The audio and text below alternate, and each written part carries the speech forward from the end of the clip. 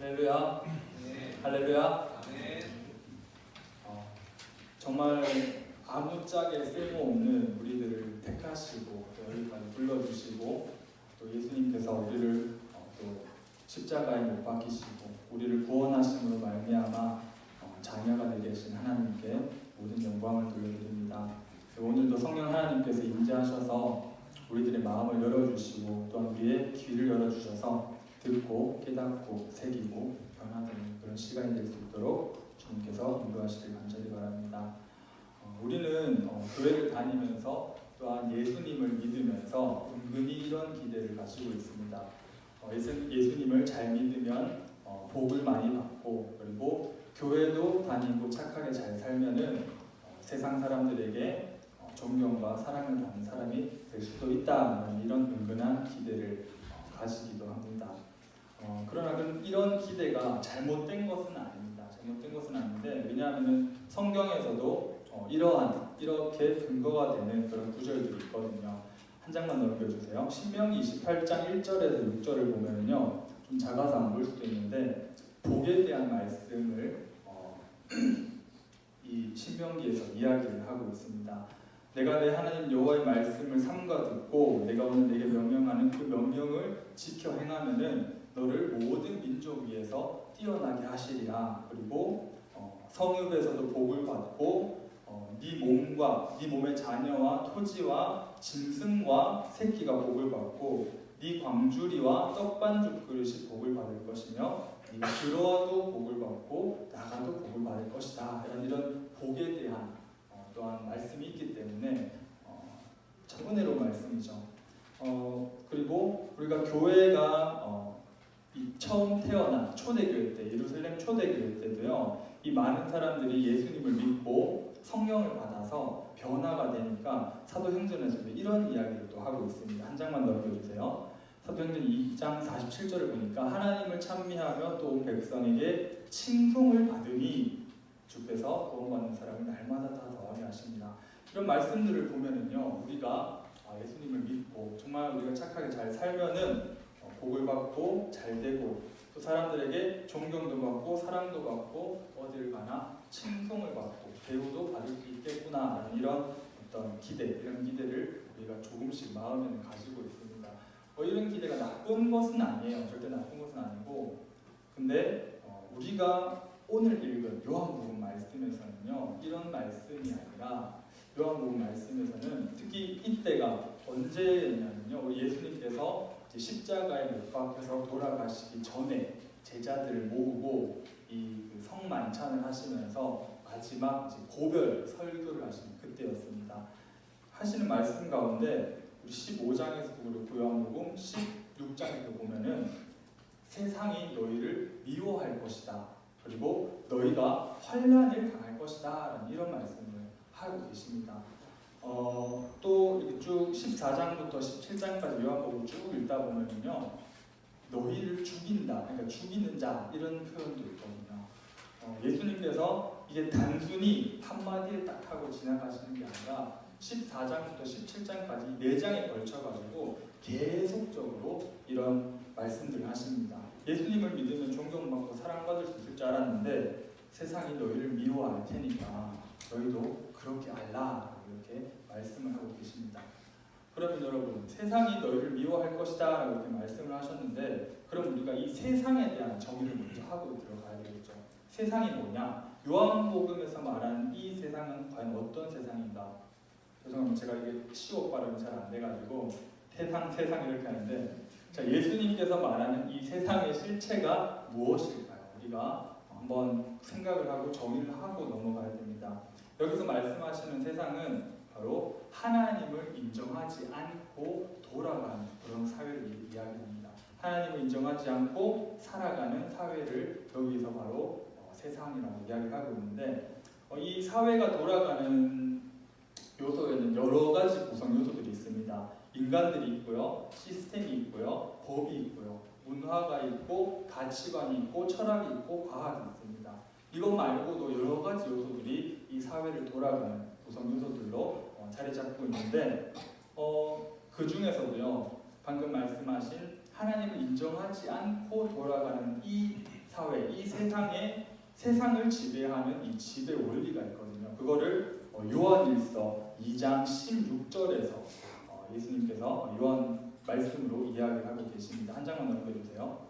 이는 세상에 있는 모든 것이 육신의 정욕과 안목의 정욕과 이생의 자랑이니 다 아버지께로부터 온 것이 아니요 세상으로부터 온 것이라 이렇게 말씀하고 계십니다. 육신의 정욕, 안목의 정욕, 이생의 자랑 다 어디로부터 왔다고요? 바로 세상으로부터 왔다고 요한일서는 이야기를 하고 있습니다.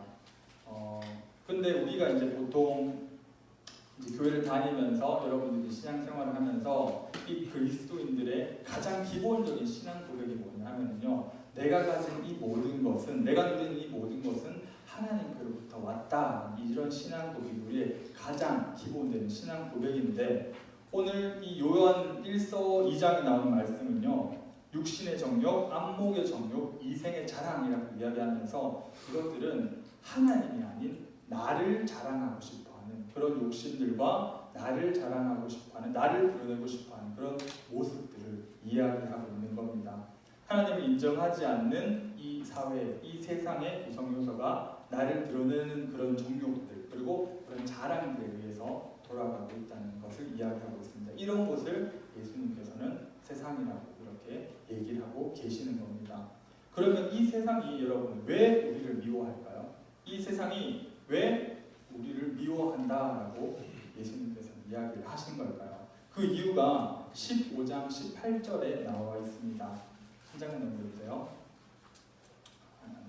15장 18절 여러분들 이 성경 말씀을 한번 보세요. 뭐라고 나와 있냐면요, 세상이 너희를 미워하는 것은 예수님을 먼저 미워했다는 것을 기억하라 이렇게 말씀하고 계십니다. 실제로 여러분 우리가 기독교 역사를 이제 2000년 그 전부터 쭉 살펴보면요, 정말 이 되돌아보면은 미움을 많이 받고 환란을 정말 많이 받았다는 것을 여러분들이 역사적으로 충분히 알 수 있습니다. 이 초대교회 때요, 초대교회 때 제자들이 있는 초대교회 때 이 제자들과 예수님을 믿는 사람들이 끌려가서 박해당하고 그리고 고문을 받고 그렇게 핍박을 당했던 이유가 뭔지 아시나요? 그들이 이름이 아니면 신분이 직업이 가난해서 가문이 이런 것들이 아니라 단지 예수님을 믿는다는 그 한 가지 죄목으로 이들이 끌려가서 핍박과 고난을 당했습니다. 이 제자들 가룟유다 말고 제자들 11명도 거의 예외 없이 예수님 때문에 미움받고 예수님 때문에 끌려가고 예수님 때문에 숨겨있습니다. 예수님께서 이렇게 하신 이 제자들에게 고별설교를 하신 이 말씀들이 사실이었고 진짜였고 다 이루어진 거죠.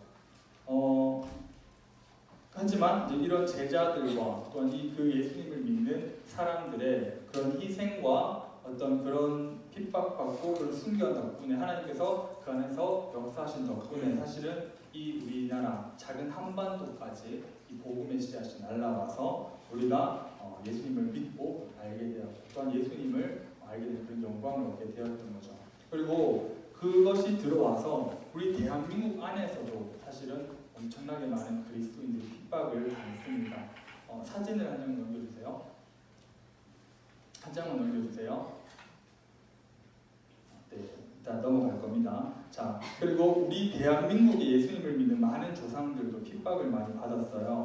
이제 그 구한말 시대부터 이제 일제 시대까지 정말 소리 소문 없이 끌려가서 죽었던 그런 고문을 당했던 그런 그리스도인들이 많거든요. 그리고 6.25 전쟁 때도 공산당들한테 끌려가서 예수님을 믿는다는 이유로 정말 들판에 정말 십자가형처럼 이렇게 박혀서 이렇게 썩어갔던 그런 역사도 있고요. 그리고 많은 사람들이 미움을 받았고 많은 사람들이 희생을 당했습니다. 예수님께서 하셨던 이 요한복음 말씀이 진짜로 다 사실로 나타나고 있는 거죠. 97년도에요, 여러분. 그 리더스 다이제스트라는 그런 어떤 잡지가 있는데 거기 나오는 기사에 의하면요, 이 20세기가 들어오고 나서 2억에서 2억 5천만 명의 그리스도인들이 이 사회에서 끔찍한 핍박과 환란을 당했다는 그런 결과를 기사로 냈거든요. 어떤 사람은 고문을 당하고 예수님을 믿는다는 이유로 의회 취급을 당하고 투옥을 당하고 가족들이 격리되고 이렇게 정말 발전 어떻게 보면 20세기 어떻게 보면 많이 발전한 시대잖아요. 이런 시대에서도 2억에서 2억 5천만의 그리스도인들이 핍박을 당했다고 합니다. 특히 북한 그리고 아직까지 부수련 체제 그리고 이슬람권 그리고 수단이나 사우디아라비아 이런 데서는 아직도 너무나 많은 그리스도인 핍박을 당하고 있습니다.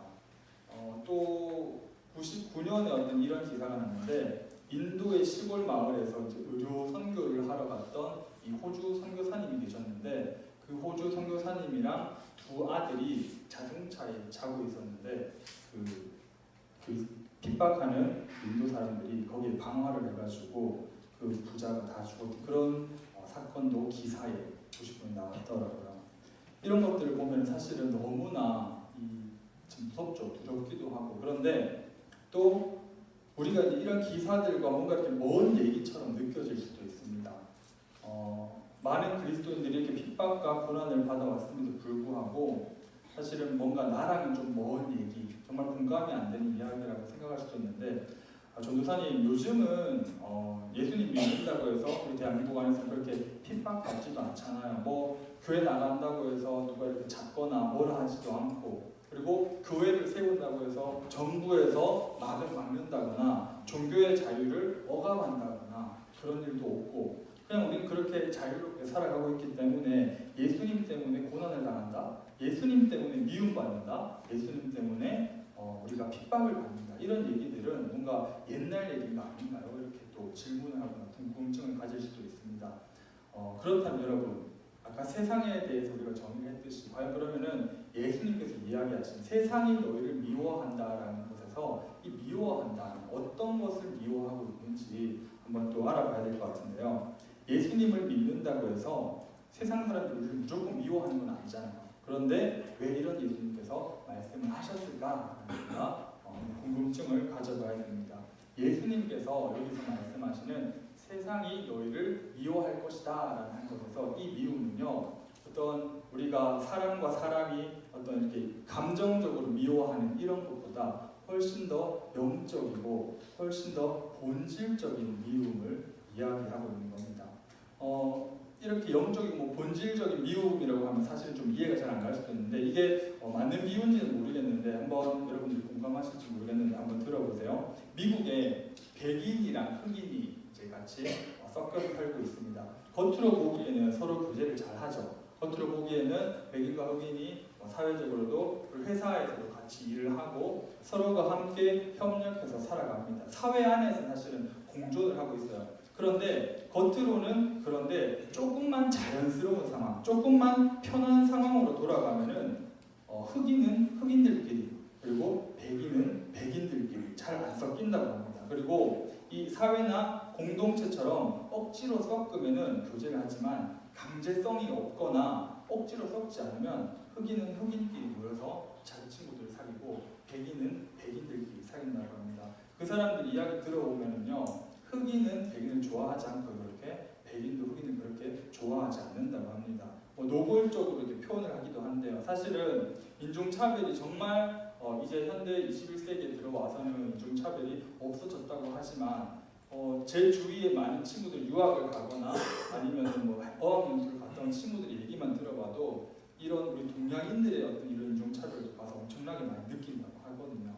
그런데 이 인종차별이 없어졌다고는 하지만 사실은 이제 그들 그 밑바닥 속에는 어떤 동화될 수 없는 그런 본질적인 어떤 이질감, 본질적으로 뭔가 다른 이질감이 존재하고 있다는 거죠. 저는 이 하나님을 거역하는, 하나님을 인정하지 않는 이 세상과 그리고 하나님을 인정하고 예수님을 믿는 우리 교회 그리고 우리 성도들 사이에는 사실은 방금 얘기한 것처럼 이런 인종들 사이에 있는 어떤 본질적인 이질감이 있지 않나 저는 이렇게 생각을 해봤습니다.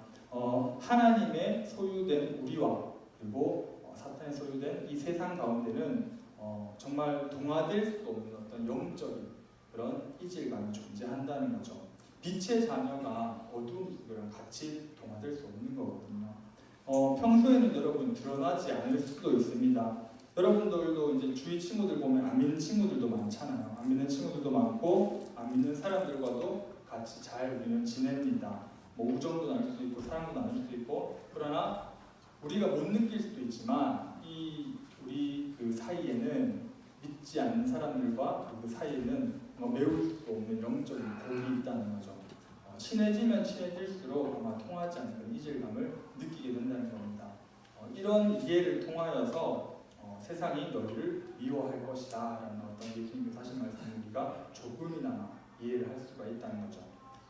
요한복음 16장 32절에서 33절을 한번 읽어볼게요. 넘겨주세요, 형님.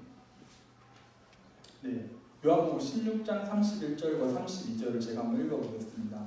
보라, 너희가 다 각각 제 곳으로 흩어지고 나를 혼자 둘 때가 오나니 벌써 왔도다. 그러나 내가 혼자 있는 것이 아니라 아버지께서 나와 함께 계시느니라. 이것을 너희에게 이르는 것은 너희로 내 안에서 평안을 누리게 하려 함이라. 세상에서는 너희가 환난을 당하나 담대하라. 내가 세상을 이겼노라. 이렇게 말씀하십니다. 세상이 너희를 미워할 것이다. 세상이 너희를 환난을 당하게 할 것이다. 이런 말씀을 하시고 나서 그 뒤에 마지막으로 이 긴 설교 끝에 마지막으로 예수님께서 하시는 말씀은요, 평안을 누리게 하려 함이라. 내가 너희들에게 이렇게 말하는 것은 평안을 누리게 하려 합니다. 그리고 세상에서는 너희가 환난을 당하나 담대하라. 내가 세상을 이겼노라. 이렇게 말씀을 하고 계십니다. 우리가 이 세상에서 살려고 한다면요, 한 가지 사실을 여러분들은 무조건 기정사실에서 받아들이셔야 됩니다. 그게 뭐냐면요, 너희가 세상에서 환난을 당할 것이다 라는 말씀입니다. 우리가 이 어두운 세상 속에서 살아가는 빛의 자녀들인데 과연 세상 사람들한테 환영만 받으면서 살아갈 수 있을까요? 우리가 진짜 여러분도 느끼실 거예요. 살아가면서 조금만 뭔가 착하게 살려고 하고 조금만 정말 그리스도인의 그런 가르친 대로 살려고 하면은 친구들이나 아니면 주위의 어떤 환경들이 여러분들을 어렵게 한다는 것을 여러분들이 바로바로 느끼실 수가 있다는 거죠. 이것을 여러분들이 긍정하고 인정을 하셔야 됩니다. 이것을 인정하는 상태에서 예수님께서는 이렇게 두 가지 말씀을 하시는 거죠. 하나는 평안을 가져라. 그리고 하나는 담대하라. 이렇게 이야기를 하고 계십니다. 내가 십자가에 못 박혀 죽기 전에 너희에게 이렇게 길고 긴 설교를 하고 너희들에게 가르치는 그 이유는 바로 내가 너희들에게 평안을 주기 위해서다. 이렇게 말씀을 하고 계십니다. 예수님께서 우리에게 다 가르쳐 주셨습니다. 성경을 통하여서 정말 모든 것을 이야기하고 계십니다. 세상이 우리를 미워할 것이다 라는 이야기도 하시고요. 그것뿐만 아니라 성경을 여러분들이 쭉 살펴보면요, 종말에 대한 얘기도 너무나 많이 하고 계세요. 그리고 뭐 기근과 지진과 이런 얘기 하시면서 어떤 자연이 파괴됨으로 인해서 앞으로 이 2000년 후에는 예수님이 계시던 상황에서 2000년 후에는 어떠한 일도 일어날 수 있을 것이라는 그런 이야기도 성경을 통해서 세세히 말씀을 해주시고요. 그리고 이 세상의 마지막이 가까워질수록 얼마나 악이 성행하는지, 정말 이 악이 얼마나 이 세상이 악해질 수 있는 것까지도 사실은 이야기를 하고 계십니다. 사실은 우리 여러분 기사에 나오는 많은 사건들, 뭐 제가 입에 담기도 어려울 만한 그런 사건들이 정말 뭔가 몇십 년 전보다도 훨씬 더 많아졌다는 걸 여러분 못 느끼시나요? 정말 어떻게 이런 것들이 너무나 많다 보니까 이제 우리한테 뭔가 자극도 오지 않는 그런 상태까지 우리가 올 수 있다는 거죠. 악해지고 악해진 이 세상들은 그리고 교회와 하나님의 자녀된 사람들을 미워하고 핍박할 것이라고 이야기를 하고 계시는 겁니다. 그러나 이런 가운데서도 여러분들이 평안하고 담대할 수 있는 것은 바로 성령 하나님께서 여러분들과 함께한다는 약속을 예수님께서 해주셨기 때문입니다. 한 장만 넘겨주세요. 요한복음 한 장만 넘겨주세요. 14장 26절에서 27절을 보시면요, 성령을 너희에게 주실 것이고 그것들이 너희들을 가르치게 하셔서 너에게 나의 평안을 너희에게 주노라. 내가 너희에게 주는 것은 세상이 주는 것과 같지 아니하고 너희는 마음에 근심하지도 말고 두려워하지도 말라. 이렇게 요한복음 14장에서 이야기하고 계십니다. 여기서 등장하는 이 평안은요, 이 평안을 우리는 바르게 여러분들 이해를 하셔야 됩니다. 평안에는 두 종류가 있어요. 한 종류의 평안은 뭐냐면은 정말 우리들을 힘들게 하는 정말 그런 요소들이, 우리들을 힘들게 하는 그런 환경과 상황들이 다 사라지고 없어져서 우리가 느끼는 그런 평안이 있을 수 있고요. 또 다른 종류의 평안은요, 우리를 힘들게 하는 요소와 우리를 힘들게 하는 환경과 상황이 없어지지 않았지만 아직도 여전히 분명히 존재하면서 사라질 기미가 없음에도 불구하고, 그것들과 우리가 너무나 하루하루를 힘겹게 싸움에도 불구하고 사실 그 고통과 그 고뇌로부터 자유로운 그런 평안이 있습니다. 예수님께서 이 환난과 평안을 같이 이렇게 말씀을 하신 이유가 뭐냐면요, 바로 예수님께서 말씀하신 이 평안은요, 바로 방금 말씀드린 후자의 평안과 같다는 겁니다.